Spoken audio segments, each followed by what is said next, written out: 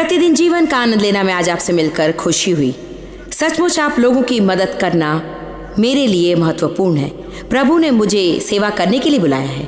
उसने मेरे हृदय में आप लोगों की सहायता करने की लालसा जागृत की है, जिससे आप और श्रेष्ठ जीवन जी सकें। हमारी हर तरह की समस्याएं होती हैं, लेकिन एक समस्या जिसका सामना हर व्यक्ति करता है वो है अकेलापन। और मैं आपको बता देना चाहती हूँ कि आपको अकेले रहने या अकेला महसूस करने की ज़रूरत नहीं है। चाहे जो भी परिस्थिति हो, यीशु सदा हमारे साथ है और वो आपको सिखाना चाहता है कि किस तरह से दूसरों तक पहुंचकर उनसे अच्छा रिश्ता जोड़ सके। पहले आपका जिससे संबंध था शायद वो आज नहीं रह गया हो, लेकिन आप नया संबंध जोड़कर उसका आनंद अवश्य ले सकते हैं। आज मैं आपसे कुछ बातें कहने जा रही हूँ जो मैं मानती हूँ कि आपको तृप्त और जुड़ा हुआ महसूस करने में सहायक होगी और आप अकेला नहीं रहेंगे। यूहन्ना अध्याय 12 पद 12। दूसरे दिन बहुत से लोगों ने जो पर्व में आए थे ये सुनकर कि यीशु यरूशलेम में आता है, खजूर की डालियां ली और उससे भेंट करने को निकले और पुकारने लगे कि होशाना, धन्य इस्राएल का राजा जो प्रभु के नाम से आता है। जब यीशु को एक गधे का बच्चा मिला तो उस पर बैठा, जैसा लिखा गया है कि हे सियोन की बेटी मत डर, देख तेरा राजा गधे के बच्चे पर चढ़ा हुआ चला आता है। उसके चेले ये बातें पहले ना समझे थे क्योंकि उन्होंने सोचा कि वो सफेद घोड़े पर आएगा। टरा टरा टरा टरा टरा टरा टरा टरा टरा मैं आ रहा हूं, टरा टरा टरा टरा टरा। यीशु शांति से आया। उसने सबसे विनम्र शांत जानवर को चुना, सबसे तुच्छ जानवर को चुना जिसने कोई आवाज नहीं लगाई, और वो उस पर चढ़ा। तू क्या कर रहा है? इतने सालों से हम तेरे पीछे चलते रहे ये सोचकर कि किसी दिन तू राजी करेगा, पर देख तू क्या कर रहा है। यीशु के लिए कष्टप्रद रहा होगा। सोचिए गतसमनी के बाग में उस पर क्या बीती होगी। क्या तुम मेरे साथ एक घड़ी भी न जाग सकी? क्या तुम समझ नहीं सकते कि मुझ पर आखिर क्या बीत रही है?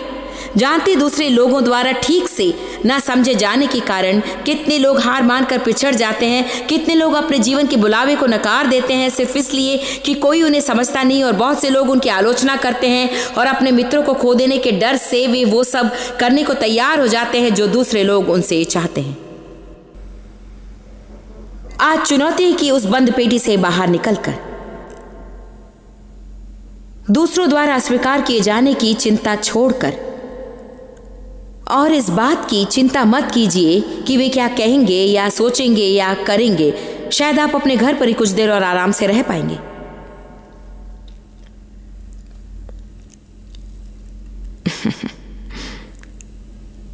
इब्रानियों 4।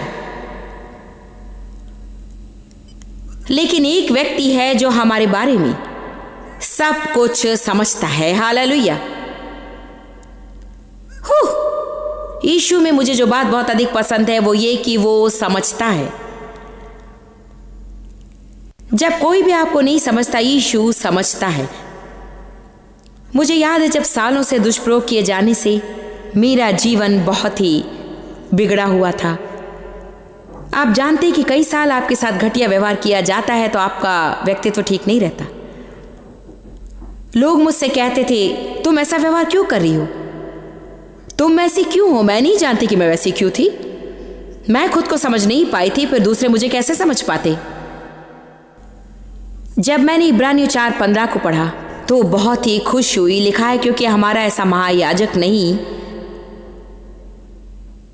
जो हमारी निर्बलताओं में, हमारी परेशानियों और हमारी कमजोरियों में हमारे साथ दुखी ना हो सके, वरन वो सब बातों में हमारी नाई परखा तो गया तो भी वो निष्पाप निकला। कहिए मेरा ऐसा महायाजक है जो मुझे समझता है। वो समझता है कि आप पर क्या बीत रही है। वो समझता है कि आपके बच्चों के साथ क्या हो रहा है, कि आपके दाम्पत्य जीवन में क्या हो रहा है। वो समझता है कि आपको उसने जो वचन दिया वो पूरा होने की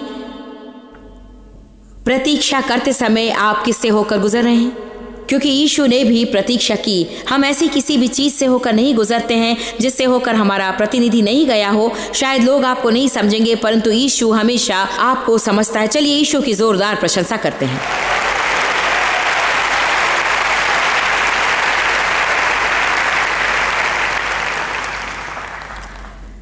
दूसरा अवसर जब हम अकेलापन महसूस करते वो है जब हम कठिनाई से होकर गुजरते और कोई भी समझता नहीं कि वो कितना कठिन है। मुझे याद है कई साल पहले हमारे बच्चों में से एक मुसीबत में पड़ गया और वो बहुत ही गंभीर परिस्थिति थी। उन बातों से मैं शर्मिंदा थी। देखिए, उपदेशकों के बच्चों से सीधा साधा होने की उम्मीद की जाती है और कभी कभी हर बार ऐसा नहीं होता। और मेरे सभी बच्चे अलग अलग बातों से गुजर चुके हैं, लेकिन आज वे सभी प्रभु की सेवा में हैं। लेकिन आश्चर्य की बात है कि हम लोगों से जो उम्मीद रखते हैं वो उन पर दबाव डालती है। क्या आप समझ रहे हैं? लगभग सभी प्रचारक के बच्चे यही कहेंगे कि दूसरों की अपेक्षा उनसे बहुत ही उत्तम होने का अत्यधिक दबाव डाला जाता है। सचमुच मुझे तुमसे ऐसे व्यवहार की उम्मीद बिल्कुल नहीं थी। जब वे स्कूल में होते समय समय पर उन्हें ऐसी बातें सुननी पड़ती कि तुम्हारे माता पिता को देखकर ऐसी उम्मीद तुमसे बिल्कुल नहीं थी। इसीलिए अधिकांश प्रचारकों के बच्चे बड़े विद्रोही या फिर पथभ्रष्ट हो जाते हैं, क्योंकि वे दबाव से इतना अधिक ऊब जाते हैं। लोगों से ऐसी उम्मीद ना कीजिए जिसे वे पूरा नहीं कर सकते। लोगों से ऐसी उम्मीद मत रखिए जैसे आप नहीं चाहते कि लोग आप पर रखें। हम सभी मनुष्य हैं। मुझे याद है जब मैं इस कठिन समय से गुजर रही थी तो मुझे लग रहा था कि यहां मैं अपना जीवन सेवकाई में बिता रही हूं और अब मुझ पर यह मुसीबत आ गई है और कोई भी मेरे लिए कुछ करना नहीं जानता है। ऐसा प्रतीत होता था मानो कोई नहीं जानता कि मुझसे उसके बारे में बातचीत करें या नहीं, मुझे बुलाएं या नहीं, या मुझसे उसके बारे में कुछ कहें या नहीं। इसलिए बहुत से लोग ऐसा दिखावा कर रहे थे मानो कुछ भी नहीं हो रहा था, जबकि मैं जानती थी कि वे सब कुछ जानते थे। और वो बड़ा ही मुश्किल था। मैं चाहती थी कि कोई मुझसे गले लगे और कहे, सुनो, बुरा ना मानो, मैं समझती हूं। ये मत सोचो कि तुम्हारी गलती है, ये न सोचो कि तुम हार गए हो, कभी मत सोचो कि इसका कारण यह है कि आप अधिकतर यहाँ वहाँ जाते रहे और घर पर नहीं रहते हैं। आपको बस इतना ही करना कि जरा सा सोचिए और आप जान जाएंगे कि शैतान किस तरह की बातें बताता है। परमेश्वर ने मुझे सामान्य रहने के लिए नहीं बुलाया और मैं उसके कार्य को किए बिना बिल्कुल नहीं रह सकती। जब यीशु ने पतरस को बुलाया तब पतरस की सास थी तो जरूर उसकी पत्नी रही होगी, और उसकी पत्नी थी तो बच्चे भी रहे होंगे। और यीशु ने कहा, मेरे पीछे चलो। वो लंबे समय के लिए उन्हें छोड़कर चला गया, सिर्फ इसलिए कि प्रभु किसी से कुछ पृथक कार्य करने के लिए बुलाता है। उसका यह अर्थ नहीं कि प्रभु किसी का ख्याल नहीं रखेगा। जब प्रभु आपसे कुछ पृथक कार्य करवाने के लिए बुलवाता है तब वो आपकी सभी वस्तुओं का ख्याल रखता है, यदि लोग सिर्फ उसे अकेला छोड़ दें। हाँ, ये सही है।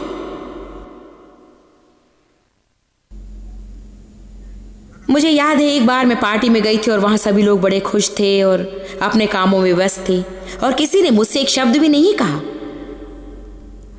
और मुझे बहुत ही ठेस लगी। तब शैतान मुझसे कहने की कोशिश कर रहा था कि तुम सेवाकारी में अपना जीवन बिताती हो और जब तुम्हें किसी चीज की जरूरत होती है तो कोई तुमसे कुछ भी नहीं कहता। तब मुझे प्रभु से आश्वासन पाना चाहिए और लोगों से नाराज नहीं होना चाहिए।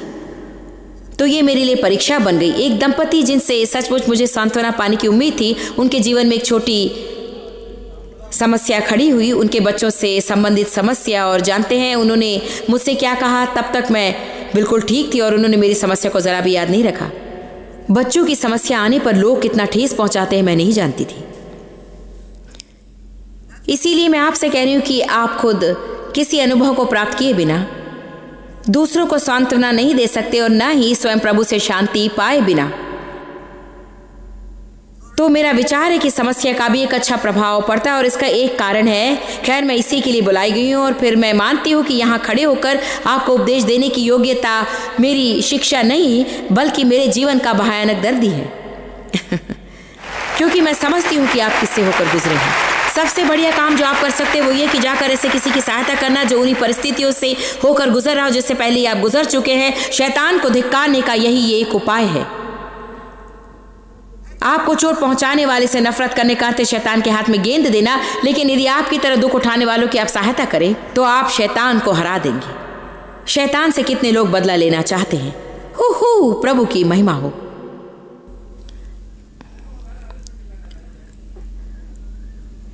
मार्टिन लूथर ने कहा, जो लोग परमेश्वर के लिए बड़ा कार्य करते हैं वे पृथक ही खड़े होते हैं। आपके जीवन में मौन रहने का वक्त आएगा। ऐसा वक्त आएगा जब आप बिल्कुल अकेले होंगे और आपके जीवन के प्रति एक सपना और एक दर्शन होगा। शायद वो आपके परिवार के लिए हो सकता है, आपके शारीरिक स्वास्थ्य के लिए, शायद सेवकाई के लिए हो, शायद आपके आर्थिक स्तर का हो। परंतु प्रिय प्रभु, मेरी आशा है कि आप सबका एक सपना है। आशा करती हूँ कि आपका कोई लक्ष्य होगा जिसे आप पूरा करना चाहते हैं पर अभी तक किया नहीं है। हम बहुत ही दयनीय दशा में होंगे यदि हमारे जीवन का कोई विशेष सपना न हो, यदि हम सुधरना नहीं चाहते हो, और मेरा विश्वास है कि आप ऐसा करते होंगे।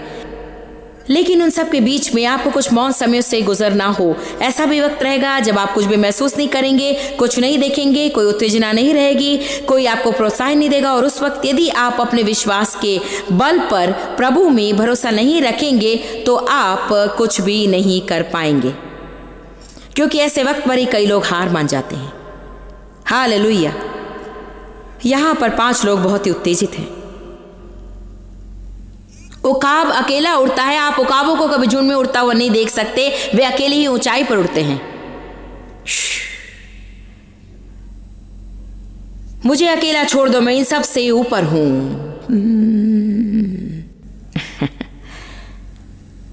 वे आंधी के ऊपर से उड़ते हैं और नीचे देखकर हंसते हैं कि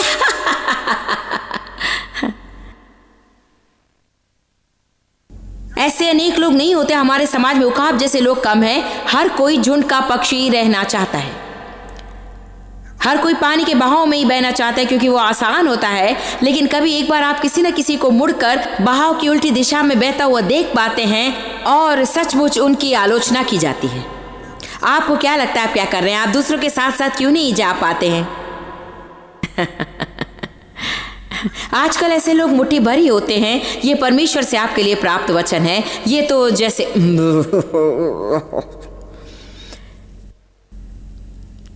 मैं आपको उस ढंग से सांत्वना देना चाहती हूँ जिस ढंग से मुझे दिया गया था।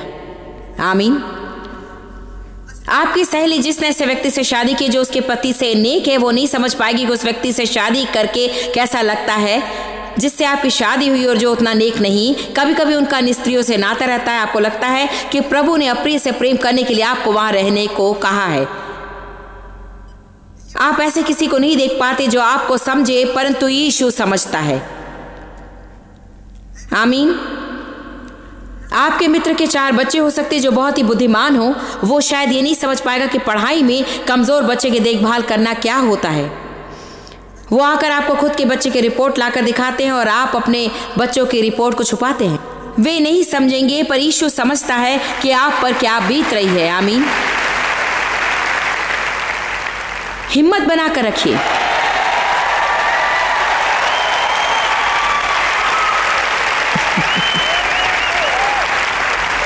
क्या आप जानते हैं हम सभी को परमेश्वर से प्रतिफल मिलता है। हमें लोगों से अपना प्रतिफल नहीं मिलता और हमें लोगों की सहानुभूति पाने की ताक में नहीं रहना चाहिए। हमें अपनी शांति प्रभु से प्राप्त करनी है। देखिए, जब हम शांति पाने के लिए प्रभु के पास दौड़ते हैं तब उसका सम्मान होता है, क्योंकि वो चाहता है कि हम सबसे पहले उसके पास जाएं, ना कि सारी कोशिशें असफल होने पर। अब प्रार्थना करने के अलावा और कोई चारा नहीं है। मेरे विचार से ये संसार का सबसे मूर्ख कथन है। अब प्रार्थना करने के अलावा और कोई चारा नहीं है, हमने सारी कोशिशें कर ली।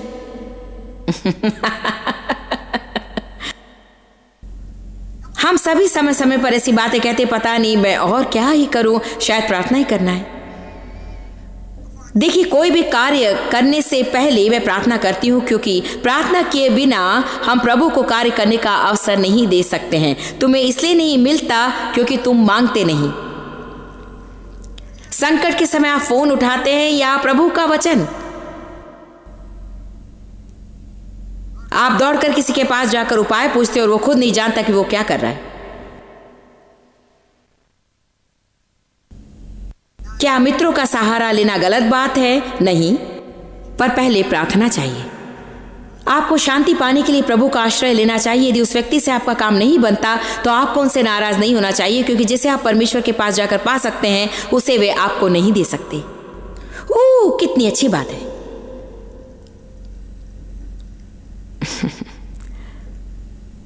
मैं अकेली रहना नहीं चाहती। हमें लोगों की लत लगी रहती है। आमीन। निकालिए यिर्मयाह 17।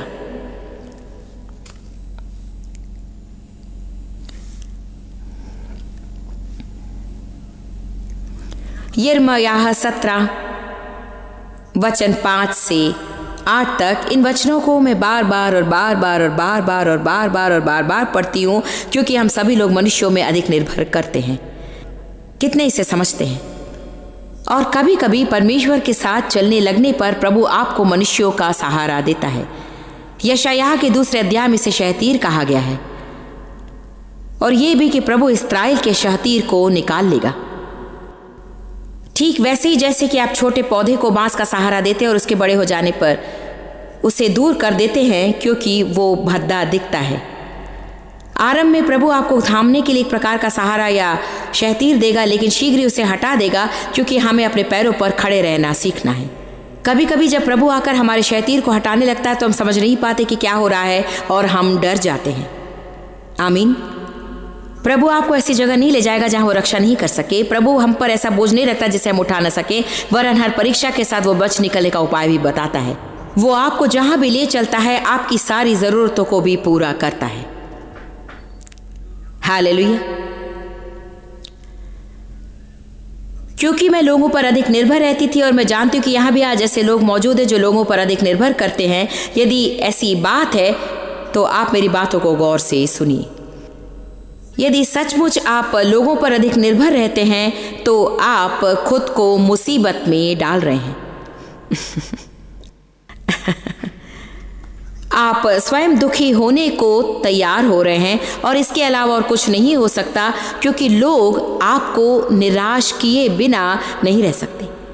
आपको निराश ना करने की क्षमता उनमें नहीं रहती, क्योंकि मनुष्य स्वाभाविक रूप से गलतियां करते हैं और शीघ्र ही हम एक दूसरे की गलतियों को पहचान लेते हैं। आमीन। ये ऐसा ही होता है।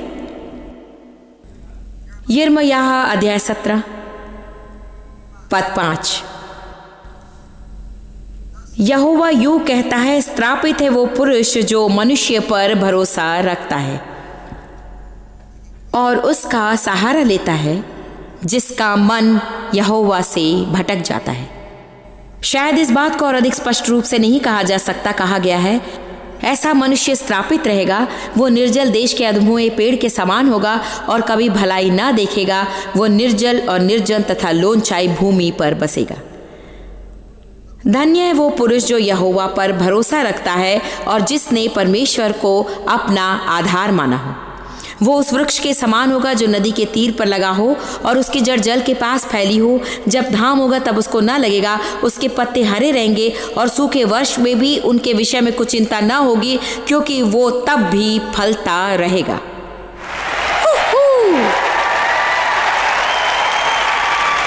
तो यहाँ पर कहा गया, जब आप मुसीबत में हो, आप तब भी अपनी सारी ज़रूरतों को पा सकते हैं और आपका जीवन सींची हुई बारी के समान होगा और नित्य फलवंत रहेगा, यहाँ तक कि अकाल के काल में भी। लेकिन तभी जब आप मनुष्य के पास न जाकर प्रभु के पास जाकर अपने लिए आवश्यक शांति और शक्ति प्राप्त करेंगे, क्योंकि मनुष्य आपको वो नहीं दे सकते जिसकी आपको ज़रूरत है।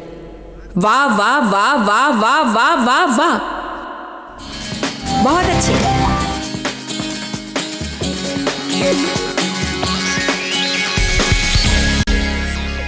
जानते हैं, यीशु आपके जीवन के हर क्षेत्र में आपकी मदद करना चाहता है। कई लोग गलत विचार रखते हैं कि परमेश्वर हमारे आत्मिक जीवन की चिंता करता है, परंतु यीशु वास्तव में आपको हर प्रकार की बीमारी और रोगों से चंगा करना चाहता है। वो चंगा करने वाला है और कहता है, आप में से कोई बीमार पड़े तो विश्वास के साथ प्रार्थना करने पर वो चंगा हो जाएगा। इसलिए मैं साधारण सी विश्वास की प्रार्थना आज आपके लिए करने जा रही हूँ, और मैं चाहती हूँ कि प्रार्थना की सामर्थ्य के द्वारा आज इसी क्षण प्रार्थना करते समय आप चमत्कार और चंगाई अवश्य पाएंगे। पिता, आज हम तेरे पास आते और जानते हैं कि आप नहीं चाहते कि कोई बीमार पड़े या दुखी रहे और हमारे शरीर में कोई रोग न हो। तूने कहा, हे प्रिय, जैसे तू आत्मिक उन्नति करे वैसे ही तो सब बातों में उन्नति करे और भला चंगा रहे। प्रभु जी, सबसे पहले हमारी दुआ है कि तू हमारे पापों को क्षमा कर और उन बातों को भी जिसे हमने तुझसे खुलकर कहने की अपेक्षा गुप्त ही रखा है। हमारे सारे पापों को क्षमा कर। इस वक्त मैं सारी बीमारियों और कमजोरियों के विरुद्ध तुझसे हमारे सभी दर्शकों के लिए प्रार्थना करती हूँ कि उनके शरीरों में चंगाई उतर आए, उनके देह में जो वेदनाएं हैं वो दूर हो जाएं और सारी बीमारियां मिट जाएं और वे पूरी तरह से चंगे हो जाएं, पूर्णता से चंगे हो जाएं यीशु के नाम से, आमीन। मैं एक बात पर विश्वास करती हूँ, चाहती हूँ कि आप भी वैसा ही करें। मैं संसार भर के लोगों को यही सिखाती हूँ। मैं चाहती हूँ कि प्रभु आपके जीवन में जो कुछ करने की कोशिश कर रहा है उसमें आप उसका साथ दें, और चाहती हूँ कि दिन में आप कई बार उसे जोर से कहें, प्रभु की चंगाई की सामर्थ मुझ में कार्य कर रही है इसी वक्त। मैं दोबारा कहती हूँ, प्रभु की चंगाई की सामर्थ मुझ में काम कर रही है इसी वक्त। मेरा विश्वास है कि हर बार जब आप इसे कहेंगे तो आपको कुछ अच्छा लगेगा। प्रभु आपको आशीष दे। मैं चाहती हूं कि आप स्वस्थ रहें।